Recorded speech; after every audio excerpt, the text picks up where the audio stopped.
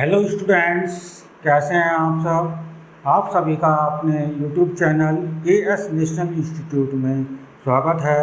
आज मैं आप लोगों के साथ बात करने वाला हूं chemical reactions and equations chapter के बारे में। जो स्टूडेंट्स बोर्ड एग्ज़ाम की तैयारी कर रहे हैं उनके लिए बहुत कम समय बचा हुआ है और उसी को ध्यान में रखते हुए आज हम आपके लिए लेकर आए हैं क्लास 10th साइंस का first chapter chemical reactions and equations. चलिए शुरू करते हैं इस चैप्टर।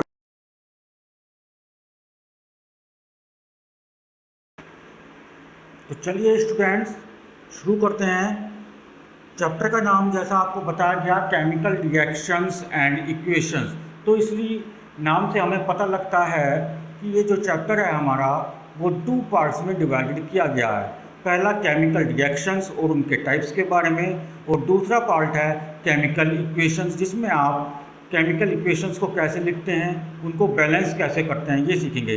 तो आज अपनी इस क्लास में हम बात करेंगे केमिकल रिएक्शंस क्या होती हैं और केमिकल रिएक्शंस किन किन प्रकार की होती हैं, इनको ध्यान से पढ़ेंगे। तो जैसे कि स्टूडेंट अभी हमने देखा कि कोई या आप देखते हैं अपनी डेली लाइफ में कि जो भी हम कार्य करते हैं उस कार्य को करने के बाद कुछ ना कुछ बदलाव या कुछ ना कुछ चेंजेस जरूर आते हैं।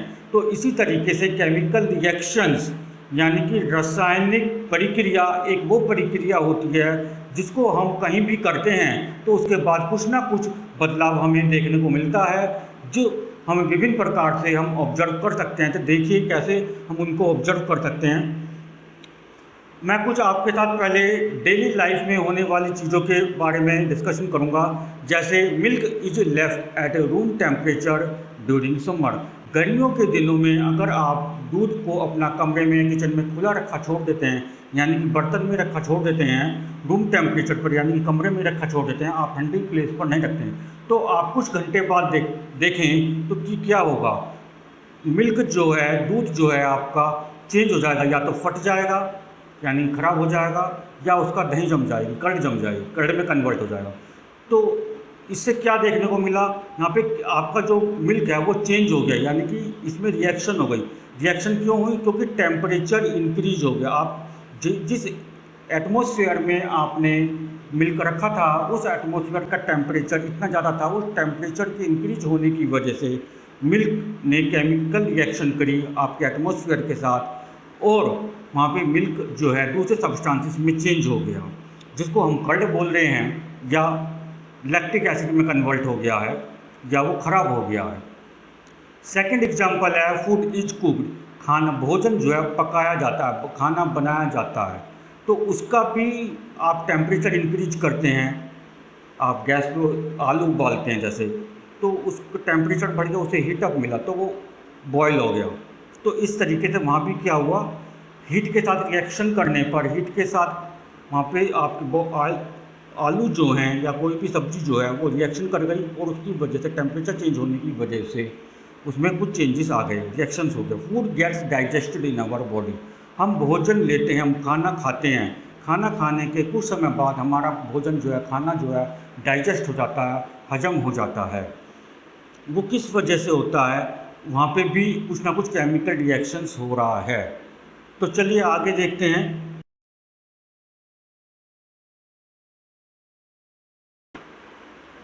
तो जैसे कि स्टूडेंट्स मैंने अभी आपको बताया कि कुछ तरीके हैं जहाँ से हम विचार कर सकते हैं, सोच सकते हैं कि किस तरीके से हमारी डेली लाइफ में केमिकल रिएक्शंस हम तो की प्रक्रिया अपनाई जा रही है। तो जब ये चीज़ें हम देख सकते हैं, खुली आंखों से देख सकते हैं, मैंने आपको करके दिखाया है, करके बताया है, ऑब्जर्व करने के तरीके बताए हैं। तो इसी तरीके से हमें यहाँ पे ये भी देखना हो किन किन स्टेट्स में, किन किन तरीक़ों से हम उन चीज़ों को केमिकल रिएक्शंस के द्वारा जो चेंजेस किए जा रहे हैं या चेंजेस हो रहे हैं उनको कैसे ऑब्जर्व कर सकते हैं।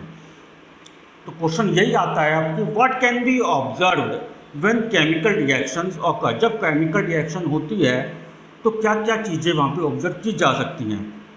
तो 4 चीज़ें वहाँ पे ऑब्जर्व की जा सकती हैं। First, change in state. State में चेंज हो जाता है, जैसे कि आपका जो सॉलिड सब्सटेंस का टेम्परेचर ज़्यादा होगा तो वो लिक्विड में कन्वर्ट हो जाएगा। अगर लिक्विड है यानी कि वाटर है, वो टेम्परेचर बहुत ज़्यादा कम होगा तो वो बर्फ़ में कन्वर्ट हो जाएगा, सॉलिड में कन्वर्ट हो जाएगा। और टेम्परेचर अगर बहुत ही ज़्यादा है तो लिक्विड जो है गैस में कन्वर्ट हो जाएगा। तो यहाँ पे क्या हो रहा है, केमिकल रिएक्शंस हो रही हैं।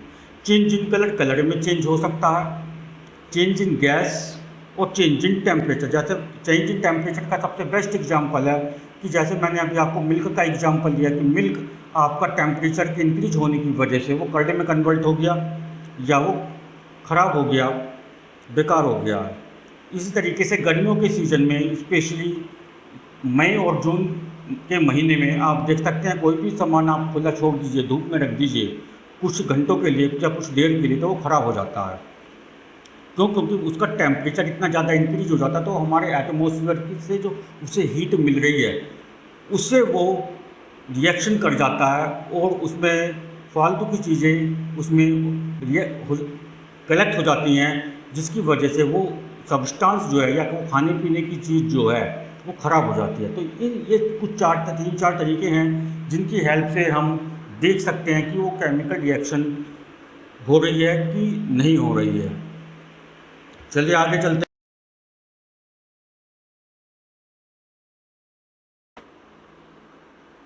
तो चलिए स्टूडेंट्स आगे चलते हैं। अब हम बात करेंगे आपके साथ टाइप्स ऑफ केमिकल रिएक्शंस।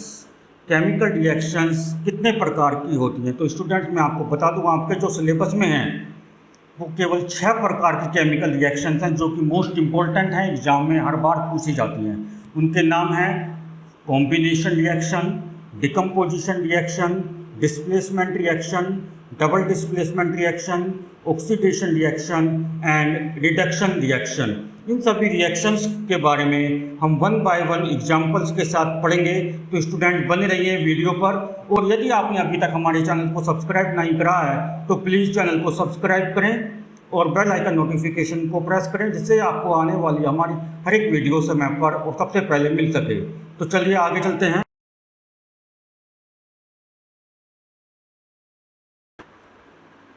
तो चलिए स्टूडेंट बात करेंगे अब आपके साथ कॉम्बिनेशन रिएक्शन की। कॉम्बिनेशन रिएक्शन क्या होती है? कॉम्बिनेशन रिएक्शन जैसे नाम से ही पता लग रहा है कि कॉम्बिनेशन यानी कंबाइंड करना, यानी किसी भी एक या एक से ज़्यादा चीज़ को हम यहाँ पे कंबाइंड कर रहे हैं, उस प्रकार से जो रिएक्शन करी जा रही है उसका नाम रख दिया गया कॉम्बिनेशन रिएक्शन। तो इसकी डेफिनेशन इसी तरीके से बनती है, it is a reaction in which a single product is formed from two or more reactants is called combination reaction.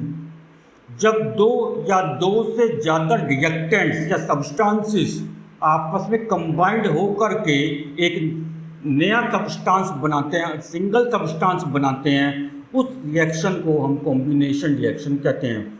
जैसे calcium oxide CaO, calcium oxide और वाटर H2O को जब हमने कंबाइंड किया तो नया सब्सटेंस जो बना वो बन गया कैल्शियम हाइड्रोक्साइड।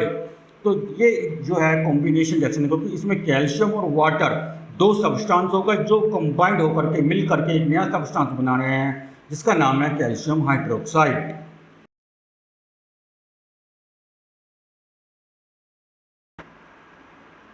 तो स्टूडेंट्स चलिए अब बात आती है हमारी डिकम्पोजिशन रिएक्शन की। डिकम्पोज का मतलब होता है टूटना, यानी कि ब्रेक हो जाना, यानी कि नाम से ही पता लग गया कि एक वो रिएक्शन जिसमें किसी भी एक सब्सटेंस को 2 या 3 टुकड़ों में तोड़ा जा रहा है। तो अब इसकी डेफिनेशन क्या बनती है? It is a reaction in which a single reactant breaks down in 2 और more products is called decomposition reaction.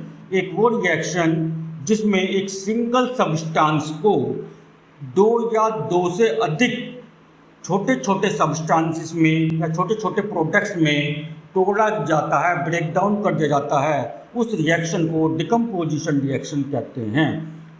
Example silver chloride. Silver chloride का हमने डिकम्पोज कर दिया यहाँ पे, यानी कि सिल्वर क्लोराइड टूट गया है सिल्वर और क्लोरीन गैस में। सिल्वर सब्सटेंस और क्लोरीन गैस आपकी गैस की फॉर्म में कन्वर्ट हो गई। तो ये सिल्वर क्लोराइड को हमने डिकम्पोज कर दिया सिल्वर एंड क्लोरीन में। ठीक है, तो सिल्वर क्लोराइड का जो फॉर्मूला है वो AgCl है, सिल्वर का Ag होता है और क्लोरीन का Cl2, क्लोरीन गैस का। तो इसी तरीके से ये आपकी जो रिएक्शन हुई वो डिकम्पोजिशन रिएक्शन हुई।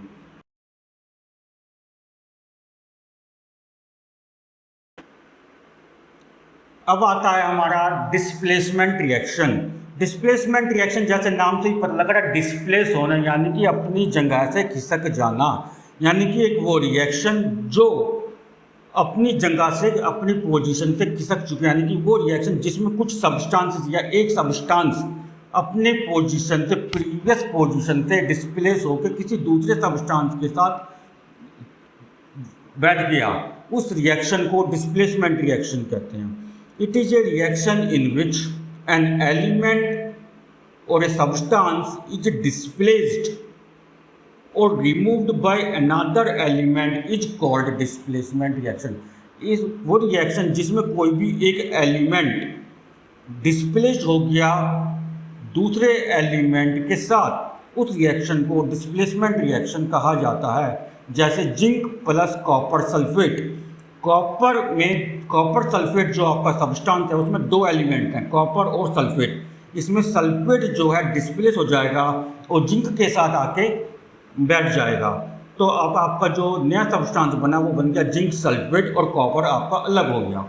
तो zinc plus copper sulphate produced zinc sulphate plus copper. ठीक है, तो ये रिएक्शन आपकी डिस्प्लेसमेंट रिएक्शन हुई। क्योंकि इसमें सल्फेट जो है कॉपर से डिस्प्लेस्ड होके जिंक के साथ मिक्स हो गया, मिक्स के साथ जिंक के साथ बैठ गया। तो इस वजह से इसको रिएक्शन का जो नाम दिया गया है वो डिस्प्लेसमेंट रिएक्शन दिया गया है। तो स्टूडेंट्स, ये डिस्प्लेसमेंट रिएक्शन एग्जाम्स के लिए बहुत इंपॉर्टेंट है, प्लीज़ इसको जरूर याद करें, एग्जाम्पल के साथ याद करें। आपको जो यहाँ पे मैंने कुछ एक्टिविटी दिखाने की कोशिश की है जिसमें आपको बताया गया है कि जिंक जब कॉपर सल्फेट के साथ रिएक्शन करता है तो जिंक सल्फेट बनता है।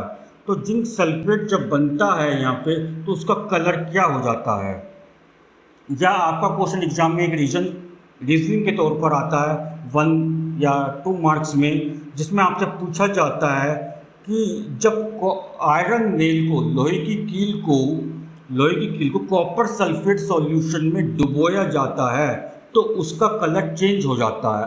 किसका कलर चेंज हो जाता है? कील का कलर चेंज हो जाता है, लोहे की कील का। तो इसका कारण क्या होगा? इसका कारण यही है कि वहाँ पर डिस्प्लेसमेंट रिएक्शन हो रही है। तो स्टूडेंट चलिए, इस वजह से ये रिएक्शन बहुत इंपॉर्टेंट आगे चल।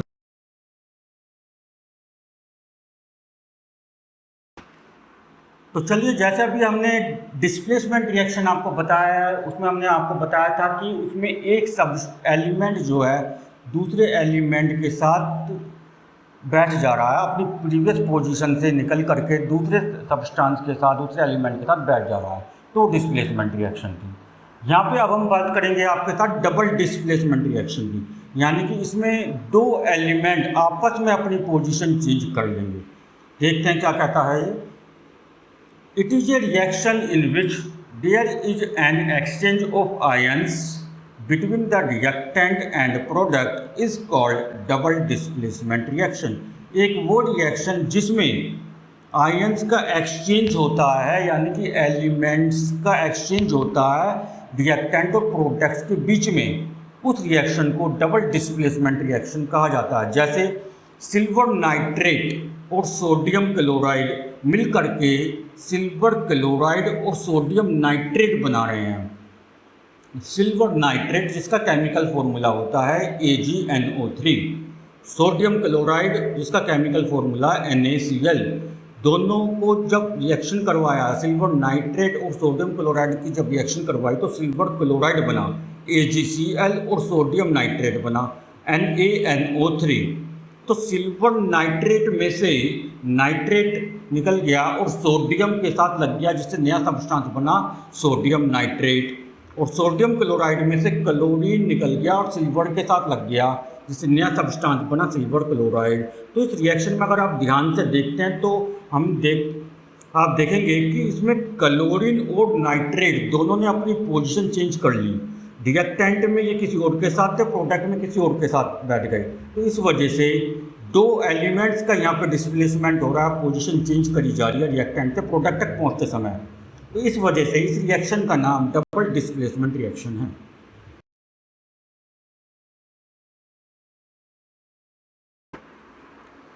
अब बात आती है हमारी oxidation reaction. Oxidation reaction oxygen से मतलब है, यानी कि एक वो रिएक्शन जिसमें ऑक्सीजन गेन करी जा रही हो, किसी भी एलिमेंट के द्वारा, किसी भी सब्सटेंस के द्वारा ऑक्सीजन प्राप्त करी जा रही हो नया सब्सटेंस को बनाने के लिए, तो वो रिएक्शन जो है ऑक्सीडेशन रिएक्शन है।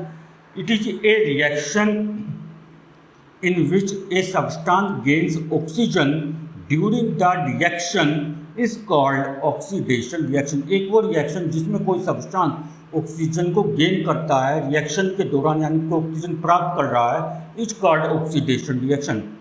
यहाँ पे आप ह्यूमन बींग्स का भी एग्जांपल कंसिडर कर सकते हैं कंसेप्ट को समझने के लिए, कि जब हम सांस लेते हैं तो हम क्या करते हैं, ऑक्सीजन प्राप्त करते हैं अपने चारों तरफ से, सराउंडिंग से, एयर से ऑक्सीजन प्राप्त कर रहे हैं, तो वो जो रिएक्शन हो रही है वो भी ऑक्सीडेशन रिएक्शन का पार्ट है।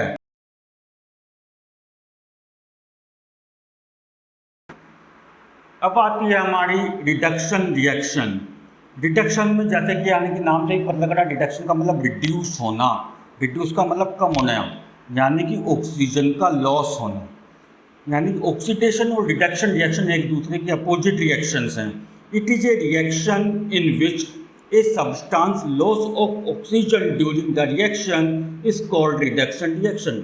एक वो रिएक्शन जिसमें कोई भी एक सब्सटेंस रिएक्शन करते समय ऑक्सीजन को लॉस कर दे, ऑक्सीजन को खो दे, उस रिएक्शन को रिडक्शन रिएक्शन कहते हैं। जैसे कॉपर ऑक्साइड को जब हाइड्रोजन गैस के साथ रिएक्ट करवाया गया तो कॉपर अलग हो गया और हाइड्रोजन ने ऑक्सीजन के साथ मिलकर के वाटर बना दिया।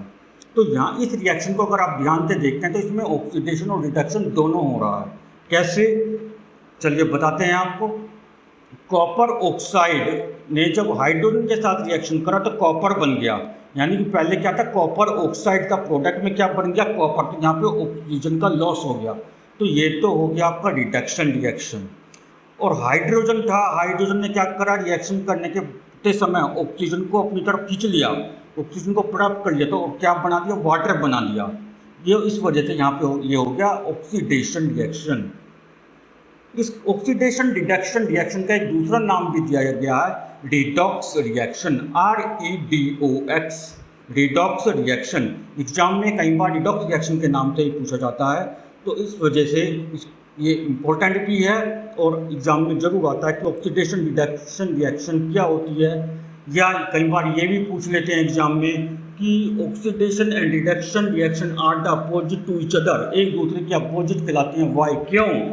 क्योंकि ऑक्सीडेशन रिएक्शन में ऑक्सीजन गेन हो रही होती है और रिडक्शन रिएक्शन में ऑक्सीजन का लॉस हो रहा होता है। तो oxidation and reduction reaction are the opposite of each other, एक दूसरे के अपोजिट कहलाती हैं।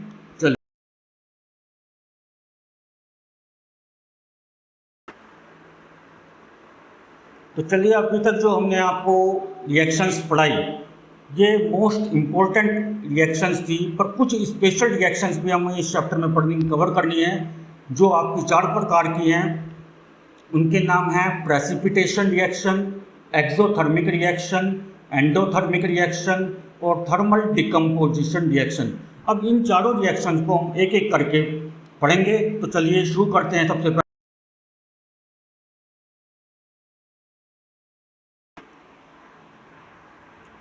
शुरू करते हैं सबसे पहले प्रेसिपिटेशन रिएक्शन। प्रेसिपिटेशन रिएक्शन क्या होती है? It is a reaction in which insoluble substance in water is formed. This insoluble substance called precipitate and this reaction is called as precipitation reaction. एक वो रिएक्शन जिसमें insoluble substance, कुछ substance ऐसे हैं जो पानी में पूरी तरह घुल नहीं पा रहे हैं, insoluble हैं, in water is formed, पानी में कोई भी आप सब्सटेंस डालते हैं और कहीं कुछ सब्सटेंसेस ऐसे होते हैं जो पानी में पूरी तरह डिजोल्व नहीं हो पाते हैं, उनके कुछ अवशेष पानी में रह जाते हैं, तो उनको इनसॉल्यूबल सब्सटेंस बोलते हैं। तो जब पानी में कुछ अवशेष पदार्थ रह जाते हैं किसी भी सब्सटेंस के, जिनको हम इनसॉल्यूबल सब्सटेंस यहाँ बोल रहे हैं, जब वो पानी में बनते हैं तो उन इनसॉल्यूबल सब्सटेंसेस को हम प्रेसिपिटेट कहते हैं। और जब कोई भी रिएक्शन होती है जिसमें प्रेसिपिटेट बनते हैं तो उस रिएक्शन को प्रेसिपिटेशन रिएक्शन कहा जाता है। एग्जाम्पल देखते हैं जरा इसका। सोडियम सल्फेट, जिसका केमिकल फॉर्मूला है Na2SO4, barium chloride BaCl2, sodium sulphate और बेरियम क्लोराइड की हमने रिएक्शन करवाई, तो आपका जो प्रोडक्ट बना वो बना बेरियम सल्फेट BaSO4 और सोडियम क्लोराइड NaCl। इसमें बेरियम जो है, बेरियम के जो है आपके प्रेसिपिटेट बन जाएंगे। बेरियम जो है वाइट कलर का होता है और उसके पानी में जब सोडियम सल्फेट की बेरियम क्लोराइड के साथ रिएक्शन करवाएंगे तो बेरियम के प्रेसिपिटेट बनेंगे आपके यहाँ पे। ठीक है, आगे देखते हैं। एक रिएक्शन का एग्जांपल लोड लिया है मैंने यहाँ पे। इस रिएक्शन में white colour precipitate will be formed of barium, barium के बनेंगे, जैसा कि मैंने अभी बताया था आपको। दूसरा एग्जांपल है lead nitrate PbNO3। Lead nitrate PbNO3, Pb का मतलब लेड है, NO3 का मतलब नाइट्रेट। लेड नाइट्रेट को जब Ki पोटेशियम आयोडाइड, K का मतलब पोटेशियम, I का मतलब आयोडाइड, पोटेशियम आयोडाइड के साथ रिएक्शन करवाएंगे तो आपका पोटेशियम नाइट्रेट बनेगा KNO3 और लेड आयोडाइड PbI2 बनेगा, लेड आयोडाइड बनेगा, जिसमें आपके लेड आयोडाइड जो है प्रेसिपिटेट फॉर्म में पाया जाएगा पोटेशियम नाइट्रेट सॉल्यूशन में। आप इसको एक्टिविटी में यहाँ पे देख सकते हैं। लेड नाइट्रेट येलो कलर के क्रिस्टल्स की फॉर्म में पोटेशियम नाइट्रेट के सॉल्यूशन में मिल रहा है, तो इस वजह से येलो कलर के जो यहाँ पे प्रेसिपिटेट बन रहे हैं लेड आयोडाइड के, इस वजह से इस रिएक्शन को यहाँ पे प्रेसिपिटेशन रिएक्शन नाम दिया गया है।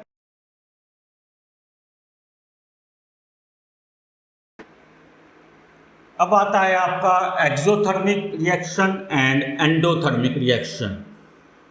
Exothermic reaction, it is a reaction in which heat is released with the formation of product is called exothermic reaction.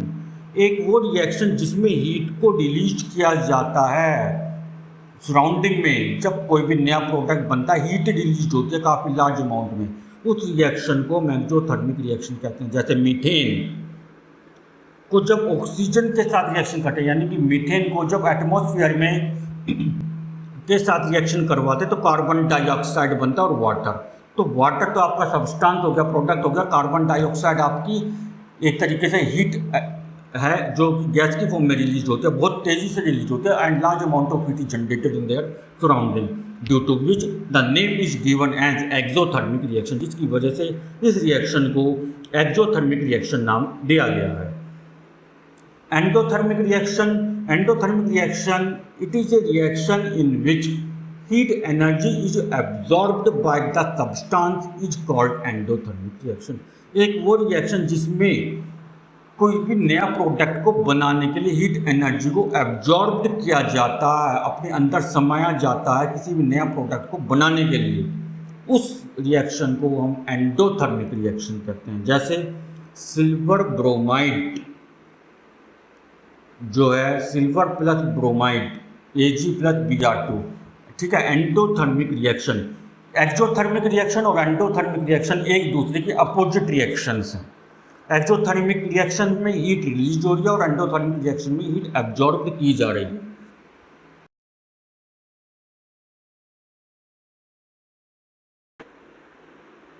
उसके बाद आता है आपका सबसे लास्ट रिएक्शन इस चैप्टर की, जिस मोस्ट इंपॉर्टेंट रिएक्शन है, जिसका नाम है thermal decomposition reaction. Thermal decomposition reaction, decomposition reaction तो आप ऊपर पढ़ चुके हैं अभी, तो अब इसमें एक वर्ड और जुड़ गया, thermal decomposition reaction. Thermal word और जुड़ गया। थर्मल का मतलब यहाँ पे हीट से है, यानी कि एक वो रिएक्शन जिसमें किसी भी एक सब्सटेंस को हीट के द्वारा डिकम्पोज करा जाए, तोड़ा जाए दो तीन टुकड़ों में, दो तीन सब्सटेंस में, उसमें उस रिएक्शन को थर्मल डिकम्पोजिशन रिएक्शन कहा जाता है। एग्जाम्पल, कैल्शियम कार्बोनेट को हीट करा जब हमने, तो ये दो टुकड़ों में टूट गया, दो सब्सटेंसेस में टूट गया, डिकम्पोज हो गया, कैल्शियम ऑक्साइड और कार्बन डाइऑक्साइड। तो इस वजह से इसको थर्मल डिकम्पोजिशन रिएक्शन कहते हैं।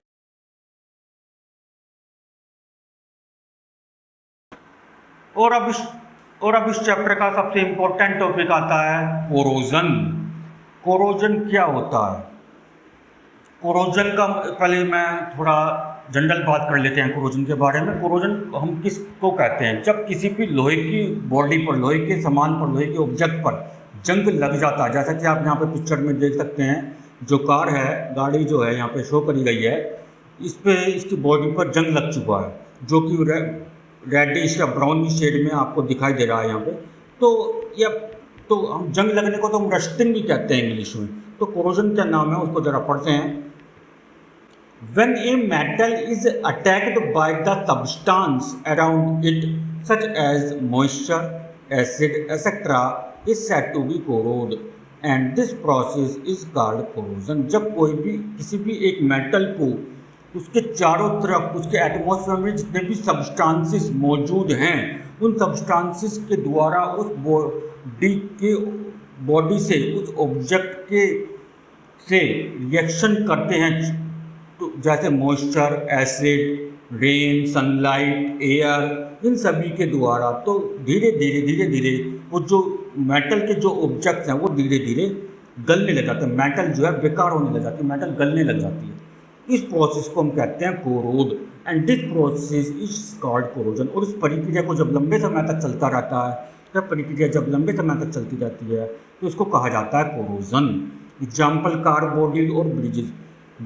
गाड़ियाँ जो हैं, पुरानी गाड़ियाँ जो हैं एक लंबे समय तक आके खड़ी रहती हैं, कोई सर्विस आप नहीं करवाएंगे, यूज नहीं करेंगे, उसको मेंटेन नहीं करेंगे तो उन पर जंग लग जाता है। ब्रिजेस हैं, जो पुल बनते हैं आपके, उनमें लोहा लगाया जाता है काफ़ी मात्रा में, तो अगर आप उनको मेंटेन नहीं करेंगे तो एक लंबे समय बाद उन पर भी जंग लग जाएगा और वो धीरे धीरे जर्जर हो जाएंगे, जिससे कि वो कभी भी गल सकते हैं और टूट सकते हैं। तो चलिए आगे चल।